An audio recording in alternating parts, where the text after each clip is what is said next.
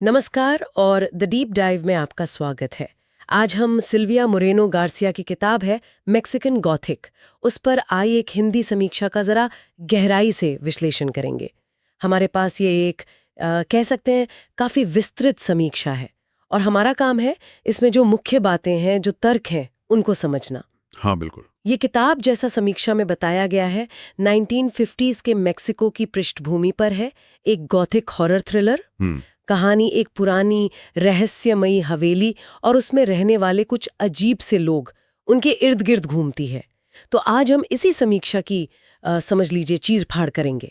देखेंगे कि समीक्षक ने किन चीजों पर जोर दिया है, क्या अच्छा लगा क्या नहीं।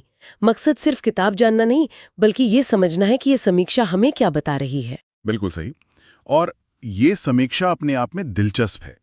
ये देखना कि समीक्षक ने गॉथिक हॉरर के तत्वों को कैसे परखा है, कहानी में जो मैक्सिकन एंगल है उसे कितना महत्व दिया है, और ओवरऑल पाठक को कैसा अनुभव मिलेगा ये कैसे बताया है। ये सिर्फ एक समरी नहीं है, ये एक नजरिए का विश्लेषण है। तो फिर देर किस बात की, चलिए खोलते हैं समीक्षा के पन्ने और देखते हैं कि समीक्षक की नज़र में मैक्सिकन गॉथिक में ऐसा क्या खास है या शायद विवादास्पद। शुरुआत करते हैं किरदारों से। समीक्षा में किरदारों का जिक्र कैसे है, खासकर मुख्य किरदार नोएमी तबोआदा। हाँ, नोएमी। समीक्षा उसे एक ग्लैमरस सोशलाइट टाइप लड़की बताती है, पार्टियों की शौकीन, फैशनेबल, थोड़ी जिद्दी भी। लेकिन समीक्षा ये भी कहती है कि वो सिर्फ इतनी ही नहीं है, उसमें एक हिम्मत है, एक जिज्ञासा है जो उसे कहानी के रहस्यों में खींच लेती है। समीक्षक के लिए शायद ये कंट्रास्ट अहम है। हाँ, ये दिलचस्प है कि समीक्षा उसके ग्लैमर और उसकी कह सकते हैं अंदरूनी ताकत दोनों पर फोकस करती है। ये जो पारंपरिक छवि होती है ना, डैम्सल इन डिस्ट्रेस, मुसीबत में फंसी बेचारी नायिका, उससे अलग है ये। समीक्षक शायद ये पॉइंट आउट करना चाह रहा है कि नोएमी एक मॉडर्न किरदार है। वो सिचुएशन पर सिर्फ रिएक्ट नहीं करती, बल्कि एक्टिवली हिस्सा लेती है, जिसे आजकल स्ट्रॉन्ग फीमेल लीड कहते हैं। बिल्कुल। समीक्षा का इस पर जोर देना ये दिखाता है कि वो इसे किताब की एक बड़ी खूबी मान रहा है। अच्छा, और नोएमी के अलावा समीक्षा और किन किरदारों को महत्वपूर्ण मानती है? समीक्षा नोएमी की कजिन कैटलीना का जिक्र करती है। उसी की चिट्ठी से तो सब शुरू होता है। हाँ। फिर वो हवेली का बूढ़ा मालिक है हॉवर्ड डॉयल। समीक्षा उसे बहुत डरावना, रहस्यमयी बताती है।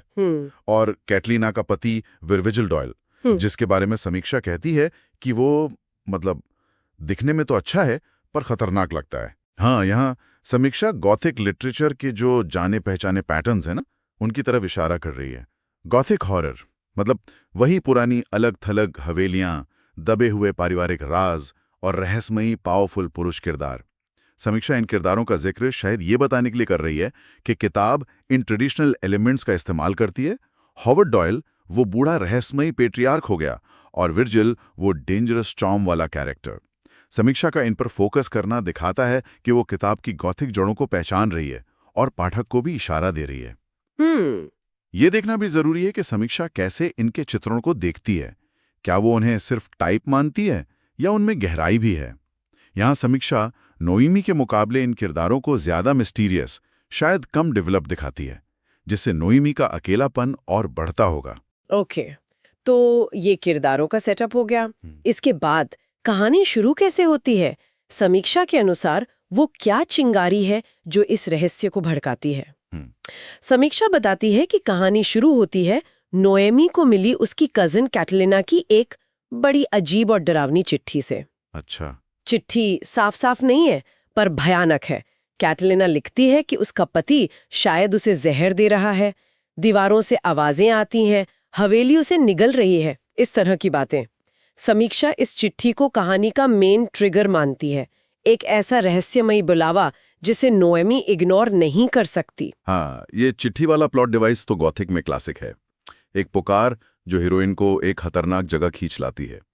समीक्षा का इसे ऐसे पेश करना दिखाता है कि वो पाठक को सीधे मिस्ट्री के माहौल में ले जाना चाहती है।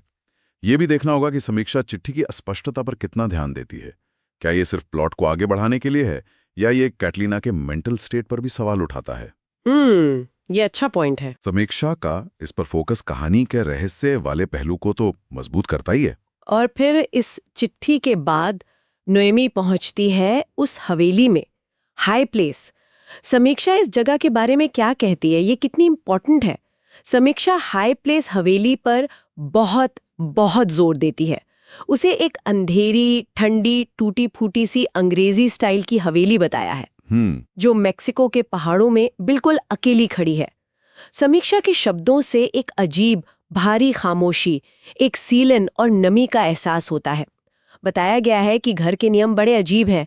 रात में बात मत करो, कमरों में अजीब सी फंगस लगी है। समीक्षा इसे सिर्फ एक लोकेशन नहीं, बल्कि कहानी का एक जीता जागता, डरावना किरदार मानती है। यहाँ जो समीक्षा एटमॉस्फेयर यानी माहौल पर जोर दे रही है, वो बहुत जरूरी बात है। माहौल मतलब कहानी का वो फील, वो मूड जो शब्दों से, डिस्क्रिप्शन से बनता है। समीक्षा कहती है किताब का माहौल डार्क है, गॉथिक है और क्लॉस्ट्रोफोबिक है। क्लॉस्ट्रोफोबिक, हाँ, दम घोटू, जैसे कहीं फंस गए हों। बिल्कुल। और समीक्षक का ये कहना कि हवेली का वर्णन इतना असरदार है कि पाठक खुद को फंसा हुआ महसूस करता है, ये दिखाता है कि समीक्षक किताब की सबसे बड़ी ताकत उसके माहौल बनाने की कला को मानता है। ये डर सिर्फ घटनाओं से नहीं, बल्कि उस जगह के एहसास से पैदा होता है। समीक्षा का इस पर इतना डिटेल में लिखना ये भी दिखाता है कि शायद समीक्षक को खुद इस तरह का एटमॉस्फेरिक हॉरर पसंद है। तो माहौल सिर्फ बैकग्राउंड नहीं, वो खुद डर पैदा कर रहा है। समीक्षा के हिसाब से क्या डर सिर्फ माहौल और इंसानी रहस्य तक ही है या कुछ और भी है? नहीं, समीक्षा आगे बताती है कि जैसे जैसे नोएमी वहां वक्त बिताती है, उसे लगता है कि यहाँ सिर्फ इंसानों के राज नहीं है। उसे अजीब सपने आते हैं, मति भ्रम होते हैं। उसे लगता है हवेली में कोई अलौकिक या अप्राकृतिक शक्ति भी है। अच्छा। समीक्षा कहती है कि सपनों और हकीकत के बीच की लाइन धुंधली होने लगती है। ये कहानी को सिर्फ मिस्ट्री से आगे ले जाकर सीधे सीधे हॉरर जोन में ले जाता है। हाँ बिल्कुल, अलौकिक शक्ति। समीक्षा इस बढ़ते तनाव और सुपरनैचुरल चीजों के धीरे धीरे सामने आने को कहानी का एक थ्रिलिंग हिस्सा बताती है। ये इंटरेस्टिंग है कि समीक्षा हॉरर के टाइप पर भी कमेंट करती है। वो कहते हैं कि डर सिर्फ भूत प्रेत या सुपरनैचुरल चीजों से ही नहीं आता, अच्छा, बल्कि इंसानों की सोच, उनके लालच, उनकी अजीब आइडियोलॉजी, उनके आपसी टेंशन से भी पैदा होता है। मतलब साइकोलॉजिकल हॉरर भी है। ओह ओके, तो ये मिक्सचर है। हाँ, ये मिश्रण है। समीक्षा इसे किताब की एक और खूबी मानती है। ये दिखाता है कि समीक्षक सिर्फ जंप स्केयर से इंप्रेस नहीं होता, बल्कि उसे वो गहरा, अनईजी करने वाला डर ज्यादा पसंद है, जो किरदारों के मन से और माहौल से उपजता है। समीक्षा का ये विश्लेषण पाठक को समझने में मदद करता है कि किस तरह के डर की उम्मीद रखें। ये सिर्फ बाहरी मॉन्स्टर नहीं, बल्कि इंसान के अंदर का अंधेरा भी है। इंसानी फितरत का अंधेरा और अलौकिक, ये मिक्सचर तो वाकई काफी इंटेंस लग रहा है। समीक्षा एक और अनोखी चीज का जिक्र करती है, कल्चरल ट्विस्ट। इसका क्या मतलब है यहाँ? हाँ, ये अहम पॉइंट है। समीक्षा इस बात पर रोशनी डालती है कि ये कहानी सिर्फ एक टिपिकल यूरोपियन गॉथिक हॉरर नहीं है। इसमें मैक्सिकन कल्चर, हिस्ट्री और शायद कुछ वहाँ की लोकल मिथक या मान्यताएं, उनका इस्तेमाल है। ये कल्चरल ट्विस्ट, मतलब ये सांस्कृतिक पुट, समीक्षा के हिसाब से कहानी को यूरोपियन या अमेरिकन गॉथिक कहानियों से अलग करता है। समीक्षक इसे एक फ्रेश और इम्पॉर्टेंट पहलू मानता है, जो कहानी को एक अलग पहचान देता है। ये विश्लेषण वाकई बहुत अहम है। गॉथिक जॉनर की जड़ें तो यूरोपियन लिटरेचर में है। अक्सर कहानियां इंग्लैंड या अमेरिका की पुरानी हवेलियों में होती हैं। समीक्षा का ये कहना कि किताब इस फ्रेमवर्क को मैक्सिकन कॉन्टेक्स्ट में इस्तेमाल करती है, ये बताता है कि समीक्षक इसे सिर्फ सेटिंग का बदलाव नहीं, बल्कि कहानी की आत्मा में एक बड़ा बदलाव मान रहा है। मतलब सिर्फ जगह नहीं बदली, कुछ और भी बदला है। हाँ, सवाल ये उठता है कि क्या मैक्सिकन कल्चर, इतिहास, हो सकता है समीक्षा उपनिवेशवाद, रसलवाद जैसे मुद्दों का भी हिंट दे रही हो? क्या ये सब कहानी के हॉरर को एक नई लेयर देते हैं?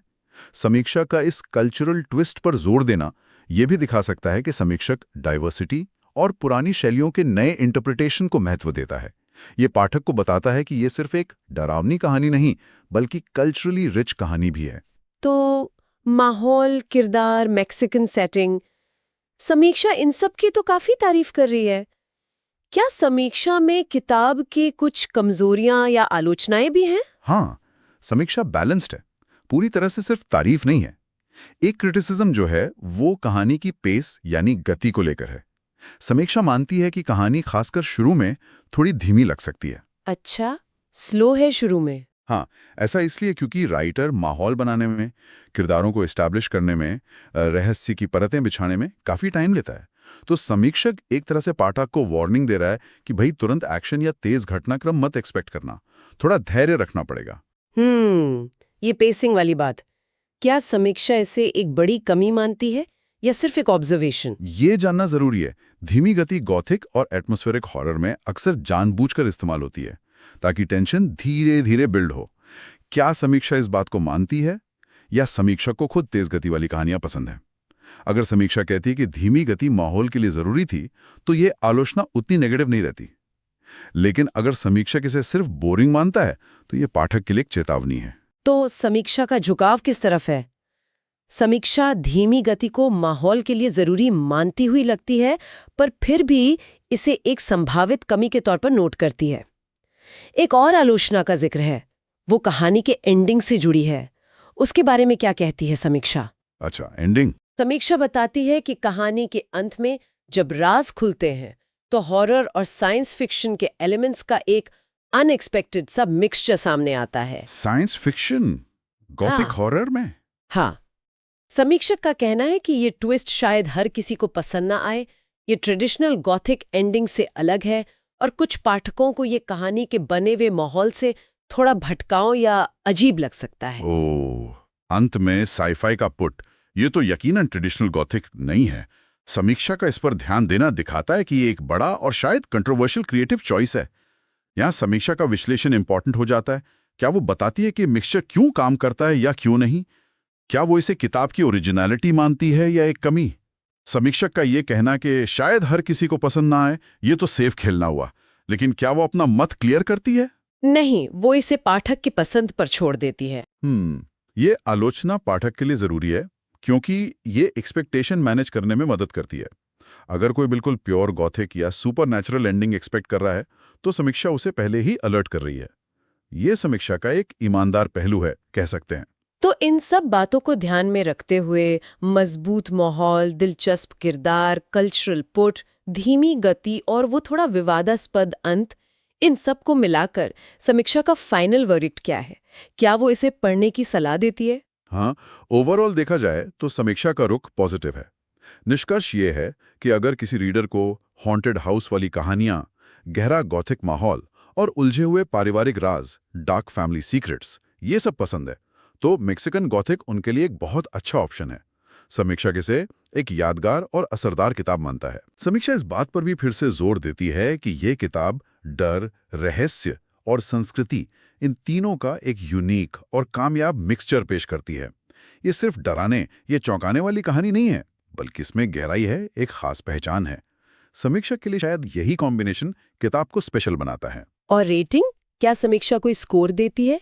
और आखिर में वो किन चीजों को सबसे मजबूत और कमजोर मानती है? समीक्षा ने किताब को 5 में से 4.3 स्टार्स दिए हैं, जो कि काफी अच्छी रेटिंग है। 4.3? यस, हाँ, अच्छी है। वो खास तौर पर माहौल बनाने की कला और राइटिंग स्टाइल को टॉप नॉच कहती है। हाँ, टॉप नॉच मतलब बेहतरीन। हाँ, बिल्कुल। हालांकि जैसा हमने पहले बात की, कहानी की गति को थोड़ा धीमा माना गया है और एंडिंग वाले मिक्सचर पर रीडर की पर्सनल पसंद निर्भर करेगी। तो निचोड़ ये है कि समीक्षा इसे एक हाई क्वालिटी, माहौल पर आधारित गॉथिक कहानी मानती है, जिसमें कुछ अनोखे ट्विस्ट है, लेकिन जिसका पूरा मजा लेने के लिए पाठक को पेशेंस और खुले दिमाग की जरूरत होगी। 4.3 स्टार और टॉप नॉच माहौल लेखन की तारीफ। ये दिखाता है कि समीक्षा किताब के आर्टिस्टिक मेरिट से काफी इंप्रेस्ड हैं, भले ही पेसिंग या एंडिंग पर उसकी छोटी मोटी रिजर्वेशंस हों। इस समीक्षा का विश्लेषण करके हम समझ सकते हैं कि ये एक ऐसे पाठक को ध्यान में रखकर लिखी गई है जो सिर्फ कहानी नहीं, बल्कि राइटिंग स्टाइल, एटमॉस्फेयर और कल्चरल डिटेल्स की भी कद्र करता है। ये समीक्षा सुपरफिशियल नहीं है, ये किताब के अलग अलग पहलुओं पर गौर करती है और पाठक को एक इन्फॉर्म्ड डिसीजन लेने में मदद करती है। तो इस पूरी चर्चा का निचोड़ ये है कि हिंदी समीक्षा मैक्सिकन गॉथिक को एक ऐसी पावरफुल गॉथिक कहानी के रूप में पेश करती है जो अपने गहरे, दमघोटू माहौल, मैक्सिकन संस्कृति के अनोखे इस्तेमाल और एक मजबूत मॉडर्न हीरोइन के जरिए ट्रेडिशनल जॉनर में नई जान फूंकती है। समीक्षा इसकी धीमी गति और अनोखे अंत के बारे में आगाह करती है, लेकिन कुल मिलाकर इसे एक बेहद असरदार और पढ़ने लायक अनुभव मानती है। बिल्कुल, और ये समीक्षा हमें एक दिलचस्प सवाल पर सोचने को भी मजबूर करती है। समीक्षक ने कल्चरल पुट और माहौल पर इतना जोर दिया, यह हमें सोचने पर मजबूर करता है कि डर का अनुभव कितना यूनिवर्सल है और कितना कल्चरल। क्या मैक्सिकन सेटिंग में रचा गया गॉथिक हॉरर वैसा ही फील होता है जैसा इंग्लैंड की पृष्ठभूमि में? या हमारी संस्कृति, हमारा इतिहास, हमारी मान्यताएं डर के एहसास को एक खास रंग और गहराई देती हैं? ये समीक्षा सिर्फ एक किताब का मूल्यांकन नहीं करती, बल्कि हमें हॉरर और कल्चर के इस कॉम्प्लेक्स रिश्ते पर भी विचार करने का मौका देती है। एक वाकई सोचने लायक बिंदु है ये। उम्मीद है मैक्सिकन गॉथिक की इस हिंदी समीक्षा का हमारा ये विश्लेषण आपको जानकारीपूर्ण और दिलचस्प लगा होगा।